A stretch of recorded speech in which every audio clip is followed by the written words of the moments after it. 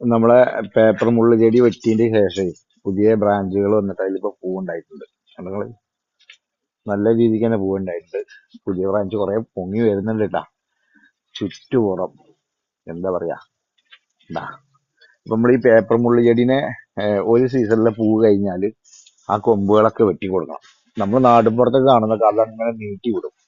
നീട്ടി വിടുമ്പോ അടുത്ത വർഷം അതിൽ കുറച്ച് പൂവേ ഉണ്ടാവുള്ളൂ. അതുപോലെ തന്നെ ഭയങ്കര മുള്ളും ഒക്കെ ആയിട്ട് ആകെ വെയിലൊക്കെ ആകെ കേടാവും. അപ്പൊ ഓരോ പ്രാവശ്യം പൂ കഴിയുമ്പോഴും നമ്മൾ വെട്ടി കൊടുക്കുകയാണെങ്കിൽ ഇപ്പൊ ഈ ഫോട്ടോയിൽ കാണുന്ന രീതിയിൽ നല്ല രീതിക്ക് തന്നെ പൂ ഉണ്ടാവും. അല്ല, എന്ത് രസാ കാണാൻ നോക്കി. അല്ല, സൂപ്പർ അല്ലേ? അപ്പൊ ഇത് നമ്മളെ മാവ് കൂടെ ഉണ്ട് കേട്ടാ. ഇത് രണ്ടാമത്തെ ഒരു മാവും തൈയാണ്. നല്ല ഹൈറ്റ് വെച്ചിട്ടുണ്ട്.